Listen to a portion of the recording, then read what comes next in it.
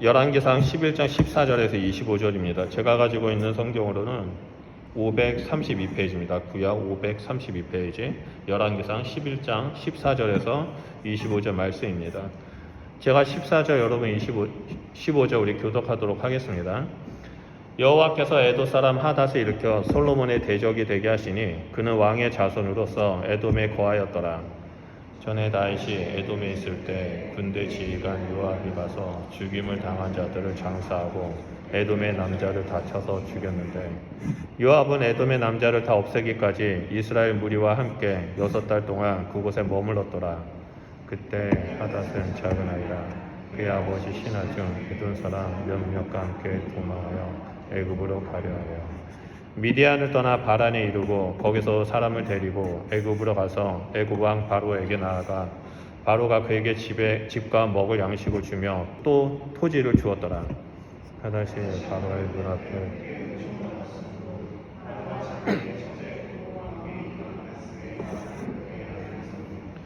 다브네스의 아우가 그로 말미암아 아들 그누밧을 낳았더니 다브네스가 그 아이를 바로의 궁중에서 젖을 떼게 하매 그누밧이 바로의 궁에서 바로의 아들 가운데 있었더라. 하닷이 애굽에 있어서 다시 그의 조상들과 함께 잔 것과 군대 지휘관 요압을 죽은 것을 듣고 바로에게 아뢰되 나를 보내어 내 고국으로 가게 하옵소서. 바로가 그에게 이르되 내가 나와 함께 있어 무슨 부족함이 있기에 내 고국으로 가기를 구하느냐. 대답하되 없나이다. 그러나 아무쪼록 나를 보내옵소서 하였더라. 하나님이 또 엘리아다의 아들 율손을 일으켜 솔로몬의 대적자가 되게 하시니 그는 그의 주인 소바왕 하다에셀에게서 도망한지라. 다윗이 소바 사람을 죽일 때 르손이 사람들을 자기에게 모으고 그 무리의 계수가 되어 다메섹으로 가서 살다가 거기서 왕이 되었더라. 솔로몬의 일평성에 하닷이 끼친 하나 외에 르손이 수리아 왕이 되어 이스라엘을 대적하고 미워하였더라. 아멘. 오늘 본문 말씀은 열왕기상 11장 14절에서 25절입니다. 본문 말씀을 가지고 솔로몬의 대적이라는 주제로 은혜를 나누려고 합니다. 본문 말씀을 보면요, 솔로몬을 대적하는 세 사람이 나오는데요, 그 세 사람 중에 두 사람이 바로 오늘 본문 말씀에 나옵니다. 그 세 사람 중에 두 사람은 바로 이방인인 하닷과 르손입니다. 본문 13절과 23절을 보면요, 하나님은 하닷과 르손을 일으켜서 솔로몬의 대적이 되게 하셨다라고 나옵니다. 이로 볼 때 하닷과 르손은 솔로몬의 범죄에 대한 하나님의 심판의 도구임을 명확하게 밝히고 있습니다. 열왕기상에 나오는 솔로몬의 이야기를 보면 3장에서 10장은 솔로몬이 지혜를 통해서 이스라엘의 평화를 이루고 번영을 누린 것에 대한 내용이 나옵니다. 그리고 11장에 들어와서는 솔로몬이 우상 숭배로 인해서 이스라엘의 평화가 깨지고 번영이 조금씩 무너져 가면서 하나님의 심판을 받게 된다는 그 사실을 명확하게 보여주고 있습니다. 특히 열왕기상 11장 9절을 보면 솔로몬이 마음을 돌려 이스라엘의 하나님 여호와를 떠났다라고 말하고요. 그로 인해서 여호와께서 솔로몬에게 진노하셨다라고 증거합니다. 인간적인 생각으로는 솔로몬이 왜 하나님을 떠났는지 이해할 수가 없습니다. 왜 하나님을 떠날 수가 있지? 어떻게 그럴 수 있지라는 생각을 할 수 있습니다. 왜냐하면 솔로몬은 하나님이 임재하시는 것을 2번이나 눈으로 보고 피부로 느끼고 하나님의 음성을 들었기 때문입니다. 하나님이 축복하신 것을 삶 속에서 날마다 경험하고 체험했습니다. 하나님의 지혜와 축복이 솔로몬의 삶 속을 보면 단 한순간도 놓치지 않고 다 누렸습니다. 그런 솔로몬이 갑자기 뭐가 아쉬워서 하나님을 경험하고 하나님을 만났음에도 불구하고 하나님과 늘 함께 했음에도 불구하고 여호와 하나님께 마음을 돌렸다라고 나옵니다. 그런데 솔로몬의 그 일생을 자세하게 살펴보면 곳곳에서 하나님을 버리고 우상 숭배하며 범죄하게 될 것이라는 그 조짐들을 발견할 수 있습니다. 그 대표적인 것이 많은 이방 여인의 아내를 첩으로 삼은 것입니다. 비록 이스라엘의 평화를 위해서 이방 민족과 이방 나라가 정략 결혼을 할 수 있지만 이것은 엄연히 하나님의 율법과 하나님이 이스라엘 왕에게 주었던 그 왕의 규례를 어긴 것입니다. 이방 여인들의 목록을 보면 애굽을 비롯해서 모압과 암몬과 에돔과 시돈과 헷 족속 등 천여 명의 아내와 첩을 두었습니다. 신명기 7장을 보면 하나님은 일찍이 이스라엘에게 이방 여인과 통혼하지 말고 우상 숭배하지 말라라고 경고했습니다. 그것뿐만 아니라 하나님께서는 이미 솔로몬에게 2번이나 나타나서 우상을 숭배하며 망하게 될 것이라고 강력하게 경고했습니다. 그런데도 솔로몬은 나라의 번영과 나라의 안전과 나라의 평화를 위해서 하나님을 의지하는 것이 아니라 세상의 방법대로 이방의 민족의 공주들, 귀족의 딸들, 힘 있는 자들의 그 딸들과 정략 결혼을 합니다. 그런데 문제는 정략 결혼하는 데서 끝나는 것이 아니죠. 이방 민족들이 자신이 섬기던 그 우상들을 이스라엘 내, 특히 예루살렘 안으로 가지고 들어오는 것을 암묵적으로 묵인해 줍니다. 분명히 하나님 말씀에 의하면 안 된다는 것을 알면서도 여인들이 우상을 가져오는 것을, 그리고 우상 앞에 숭배하는 것을 알면서도 암묵적으로 동의해 줍니다. 그리고 나서는 시간이 지나서 이 솔로몬은 이 여인들과 함께 우상 숭배를 합니다. 마치 하와가 선악과 나무를 따먹었을 때 아담이 옆에서 있었음에도 불구하고 그 하와를 말리지 않고 암묵적으로 동의하고 암묵적으로 함께 그 죄를 행했던 것처럼 이 솔로몬도 동일하게 이 여인들이 우상을 들고 오는 것을 동의했고 이 여인들이 우상을 숭배하는 것을 동의했습니다. 오히려 인정해 줬습니다. 그리고 거기서 멈추지 않았죠. 그 우상을 받아들인 것뿐만 아니라 이 여인들이 우상을 섬길 수 있도록 산당까지 지어서 제사를 짓도록 해줍니다. 그뿐만 아니라 자신도 결국엔 이 모압의 구모스와 암몬의 몰록인 밀곰이라는 우상에게 그 시돈의 아스다롯이라는 우상을 따르기 시작합니다. 참고로 구모스는 태양과 전쟁의 신입니다. 구모스를 믿는 사람들은 전쟁에서 패하지 않는다라고 믿었습니다. 태양이 늘 강하게 쬐기 때문에 자신의 나라는 번영이 일어날 거라고 믿었습니다. 그리고 밀곰이 이 몰록은 재앙의 신입니다. 이 몰록을 믿으면 재앙이 우리나라에, 우리 가정에 나타나지 않을 거라고 사람들이 믿고 이 몰록을 섬겼습니다. 그리고 아스다롯은 다산의 신입니다. 아스다롯만 믿으면 자녀들을 많이 낳습니다. 그렇게 믿었습니다. 그것도 아들을 많이 낳아서 그 강한 가정을 이루고 강한 군대를 이룰 수 있을 것이라고 믿었습니다. 솔로몬은 여호와 하나님이 함께 하심에도 불구하고 이 전쟁과 또한 이 번영과 재앙과 다산의 신인 구모스와 밀곰과 아스다롯을 섬기기 시작한 겁니다. 여러분, 옆에서 제가 벌어지고 있는데 이를 알고 있음에도 불구하고 암묵적으로 동의해 주는 것은 매우 위험한 일입니다. 왜냐하면 이 암묵적인 동의 때문에 자기 자신도 결국엔 동일한 죄를 범하게 되고 또 암묵적인 동의를 한 사람이 그 죄악의 대표성을 가지고 있기 때문입니다. 분명 하와가 먼저 선악과를 따먹었지만 옆에서 말리지 않고 암묵적으로 동의했던 이 아담이 이 땅에 죄를 들어오게 되는 대표적인 인물이 되었습니다. 이방의 아내와 첩들이 우상을 가지고 와서 예루살렘에서 우상 숭배를 했지만 이것들을 암묵적으로 동의해주고 또 암묵적으로 인정해줬던 이 솔로몬이 결국에 그들을 섬김으로 말미암아 이스라엘을 분열시키는 원인이 되었습니다. 그렇기 때문에 우리는 어떠한 제약이 있다 할지라도 보고도 모른 척해서는 절대 안 됩니다. 내가 저지르는 것이 아니니까 괜찮겠지, 나만 죄를 짓지 않으면 되겠지라는 그 아니란 생각이 바로 솔로몬처럼 암묵적 동의를 하게 되고 결국엔 본인도 죄를 범해서 심판의 대상이 되기 때문입니다. 그 외에도 솔로몬은 신명기 17장에서 하나님의 명령하신 왕의 규례인 말과 은과 금을 많이 두지 말라는 것에 대해서도 따르지 않았습니다. 솔로몬은 번영을 이루고자 은과 금을 비축하고 애굽에서 말과 병거를 수입하는 등 하나님의 말씀을 떠났습니다. 이렇게 자신의 생각과 타협하고 세상의 방법대로 하나둘씩 타협하다가 결국에 솔로몬의 마음이 하나님으로부터 떠나게 되었습니다. 하나님께서 솔로몬에게 지혜를 주셨는데 그 지혜를 하나님의 말씀을 따르고 하나님 앞에 머무르는 곳에 사용하는 것이 아니라 세상의 가치관과 세상의 방법대로 자신의 유익과 나라의 번영을 위해서 사용했던 것입니다. 결국 하나님은 우상 숭배에 빠진 솔로몬에게 진노를 하시고 3명의 솔로몬의 대적들을 일으킵니다. 그동안에 솔로몬에는 대적들이 없었습니다.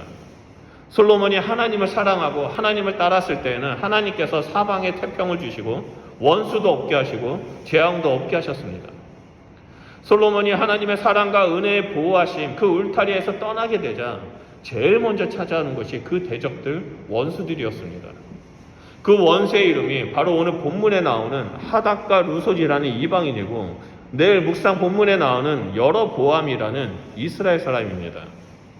이 중에 오늘 우리가 살펴볼 것은 하닷과 루손에 대한 사람입니다. 먼저 하닷입니다. 다 같이 14절 말씀을 보면 여호와께서 에돔 사람 하닷을 일으켜서 솔로몬의 대적이 되게 하시니 그는 왕의 자손으로서 에돔에 거하였다라고 나옵니다. 말씀을 보면 하닷은 에돔 사람이고요. 에돔 왕의 자손입니다. 에돔 족속은 야곱의 형인 에서의 후손입니다. 하지만 이 다윗과 사이가 좋지 않았습니다. 서로 혈연지간이지만 서로 사이가 좋지 않았습니다.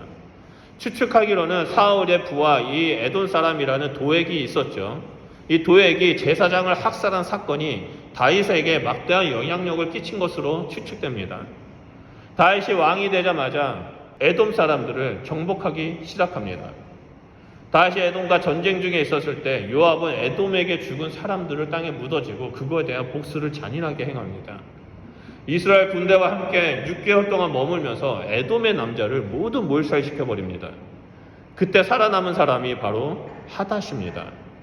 이 하닷은 살아남은 몇 명의 사람들을 데리고 이집트로 도망하여 솔로몬이 죽기까지 애굽에서 망명합니다. 애굽의 바로 왕은 하닷의 망명을 기쁘게 받아주고 애굽에서 정착할 수 있도록 모든 도움을 줍니다. 그리고 자신의 처제와 결혼을 시킴으로써 인해 그 에돔과 이집트는요 동맹을 하게 됩니다. 하나님은 야곱의 후손인 이스라엘이 에서의 후손인 에돔 족속을 처참하게 진멸하는 모습을 싫어하셨습니다. 그래서 에돔의 왕족인 하닷을 살려주시고 바로의 호의를 얻어서 애굽에 머물도록 하셨습니다. 바로와 함께 애굽에 있었던 이 하닷이요, 다윗과 군사령관 요압이 죽었다라는 소식을 듣고 바로에게 자신은 고향으로 돌아가겠다라고 말합니다. 그저 22절에 바로가 내가 나와 함께 있어 무슨 부족함이 있기에 내 고국으로 가기를 구하느냐라고 강하게 반대하지만 하닷은 계속 요청을 해서 에돔을 향합니다. 그가 에돔으로 가는 이유는 단 하나입니다. 솔로몬에게 복수하기 위해서. 에돔에 돌아와서 솔로몬의 대적자가 되어버립니다. 이 모든 과정이 하나님의 섭리 가운데 있었습니다.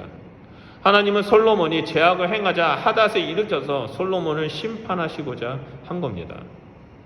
하지만 솔로몬은 어떻게 했습니까?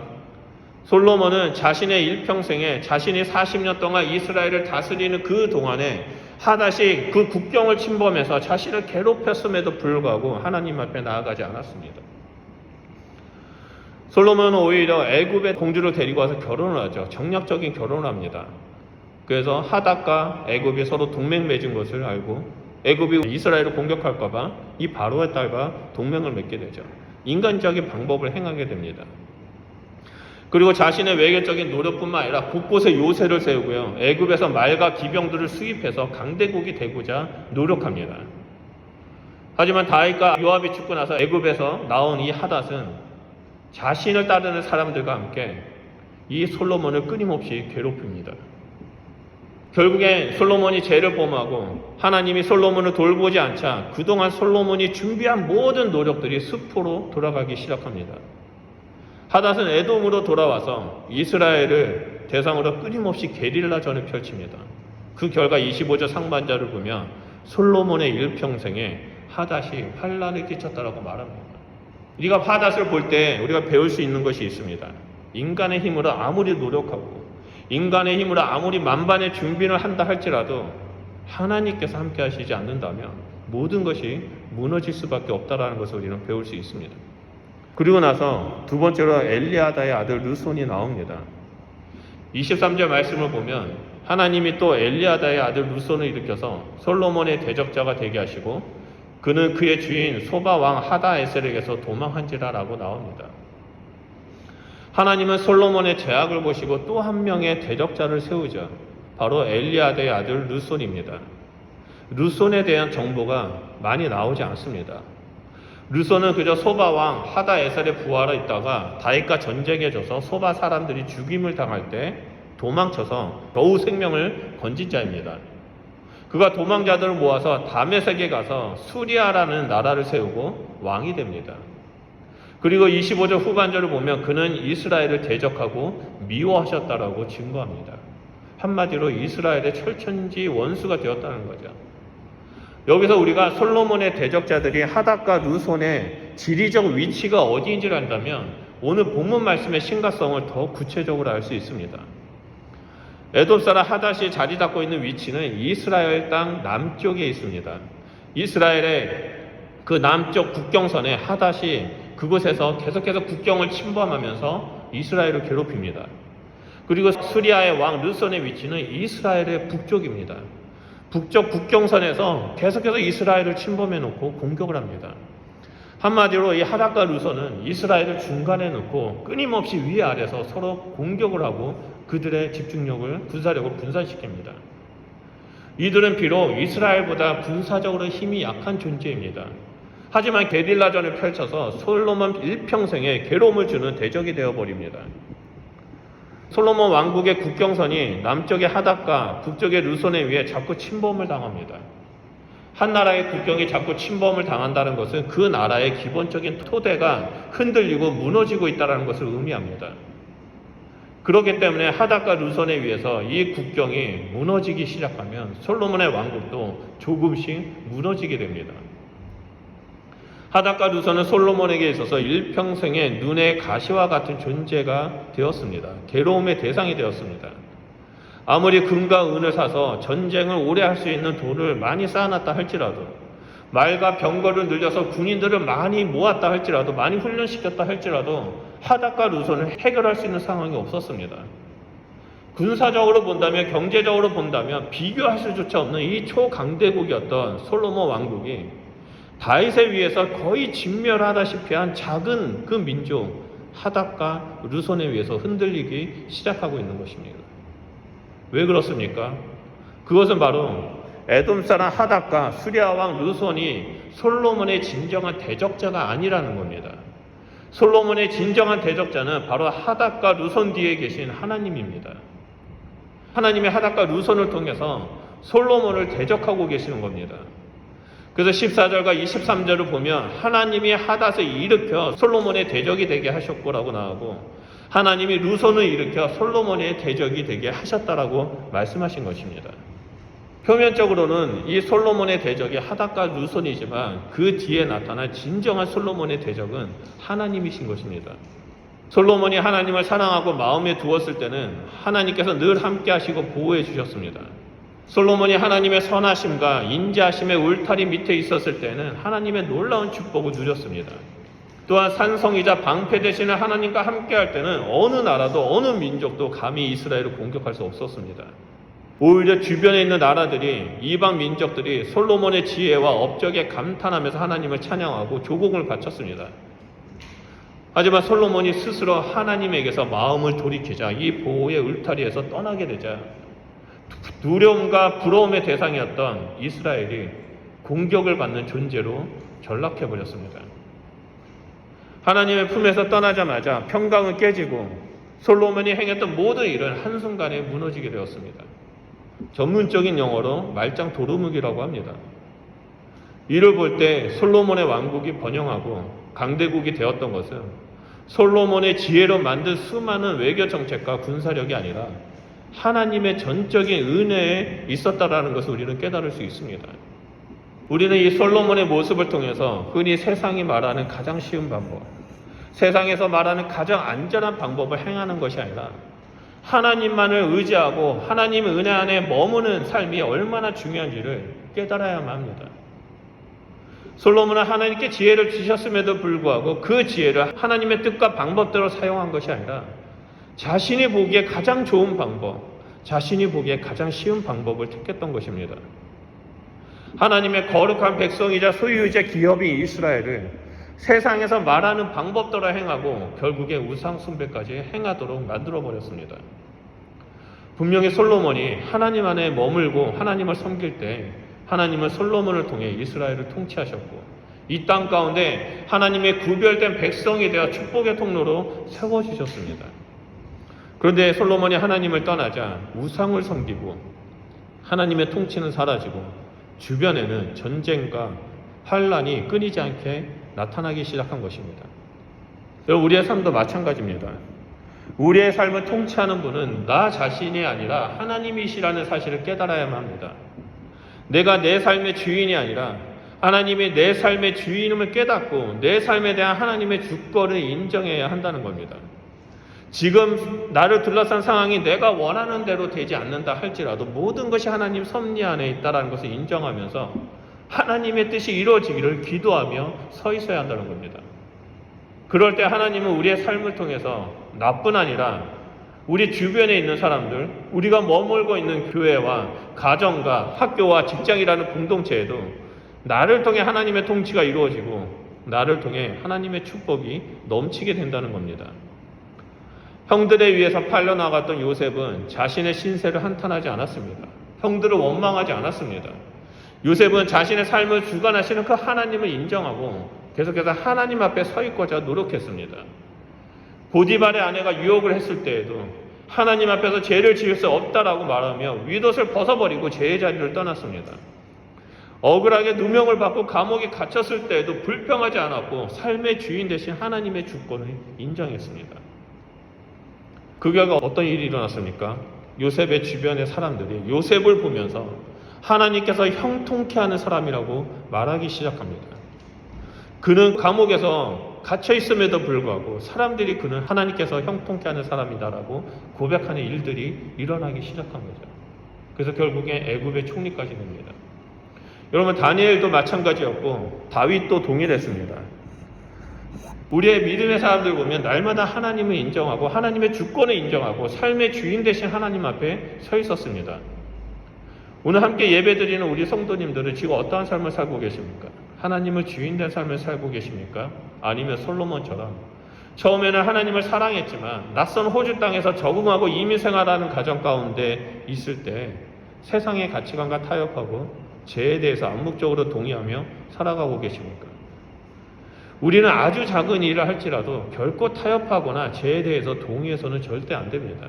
우리가 타협하고 동의한다면 솔로몬처럼 우리 주변에서 대적들이 일어나고 조금씩 우리의 영혼을 갉아먹는 일들이 일어나게 된다는 겁니다. 우리는 우리의 삶을 통치하는 것이 나 자신이 아니라 하나님이심을 깨닫고 하나님의 주권을 인정하면서 예배하는 자가 되어야 됩니다. 하나님 옆에 딱 달라붙어서 오직 하나님만을 사랑하고 하나님 안에 머무는 자가 되어야 한다는 거죠. 그래서 세상의 방식을 추구하지 않고 자신의 지혜로 살지 않고 오직 이 땅을 통치하시고 내 삶을 통치하시는 하나님의 뜻대로 살아간다면 우리의 삶은 평안이 가득 차고 형통케 되는 일들이 일어나게 된다는 겁니다. 오늘 본문 말씀을 통해서 우리는 우리의 삶의 통치자가 되시는 하나님을 인정하고 따르는 삶이 얼마나 중요한지를 깨닫게 됩니다. 그리고 한 가지 더 중요한 게 더 있습니다. 그것은 바로 회개하는 삶을 사는 것입니다. 하나님이 솔로몬의 대적을 일으킨 이유는 솔로몬이 회개하고 돌아오도록 하기 위해서였습니다. 여러분, 지난 주일날 설교 말씀 기억하십니까? 죄를 범해서 전쟁이 일어나고 죄를 범해서 재앙이 일어나고 죄를 범해서 환란이 일어날 때 성전을 향해서 기도한다면 하나님 우리의 기도를 들어주시고 우리를 용서해 주시고 회복시켜 주십시오라고 강구했던 내용 여러분 기억하시죠? 하나님은 솔로몬의 기도를 들으시고 솔로몬이 회개하며 나오기를 원하셨던 것입니다. 하지만 열왕기상 11장 말씀을 보면요, 솔로몬이 회개했다라는 기록이 나오지 않습니다. 하나님은 열왕기 말씀을 통해서 특히 오늘 본문 말씀을 통해서 하나님의 주권을 인정하고 회개의 자리로 나오라고 초청하고 계십니다. 그럼에도 불구하고 많은 사람들이 참된 회개의 자리로 나오지 못하는 것 같습니다. 입술로는 죄를 범했다라고 고백하지만 삶은 여전히 똑같은 죄, 동일한 죄를 반복해서 지는 경우가 있습니다. 여러분, 회개는 자리에서 돌이켜 다시는 그 자리에 돌아가는 것이 아닙니다.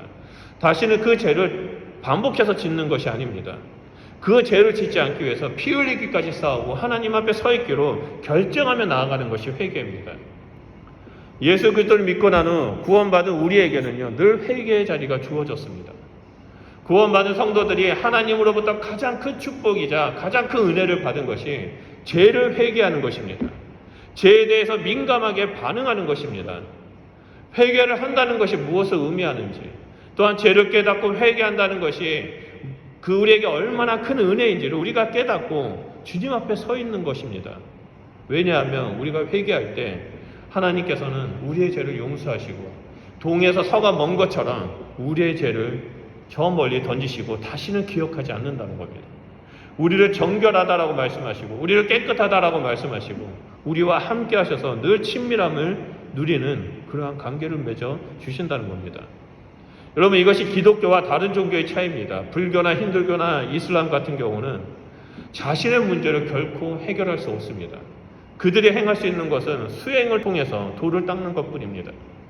하지만 하나님은 우리가 회개할 때 예수 그리스도의 보혈로 우리를 정결케 하시고 거룩한 백성으로 삼아주신다는 겁니다. 우리의 신앙생활은 죄를 깨닫고 참된 회개를 하면서 만왕의 왕 되신 하나님이 내 삶의 주인이라는 것을 인정하고 모시면서 살아가는 것이 신앙생활이라는 것을 깨달아야만 합니다. 오늘 우리는 말씀을 통해서 나의 죄를 깨닫고 겸손히 주님 앞에 나아가 회개하며 살아가는 자가 되어야만 합니다. 그래서 내가 주인된 삶, 세상의 가치관을 따르는 삶이 아니라 오직 예수 그리스도가 주인된 삶을 살아가는 자가 되어야만 합니다. 그럼 우리를 통해 하나님은 우리 가족에게, 우리 이웃에게, 학교와 직장 동료들에게 하나님의 축복을 우리를 통해서 흘려보내 주실 것입니다. 이 은혜가 함께 예배드리는 우리 성도님들에게 충만하시게 주님의 이름으로 축원드립니다. 우리 말씀을 기억하면서 기도하도록 하겠습니다. 하나님은 우리의 삶의 주인이 되십니다. 하나님은 우리의 삶을 다스리고 계십니다. 하나님은 우리와 늘 함께하기 원하시고 날마다 좋은 것으로 부어주시길 원하십니다. 하지만 세상은 하나님을 의지하지 아니하고 더 쉬운 길, 더 넓은 길, 더 편한 길로 가자라고 우리를 유혹합니다. 우리의 삶이 어떠하든지 우리가 지금 어떠한 상경 속에 있든지 우리는 그런 세상의 유혹에 빠지는 것이 아니라 오직 하나님의 인도하심과 하나님의 주권을 인정하면서 그 좁은 길, 좁은 문으로 들어가야 한다는 것입니다.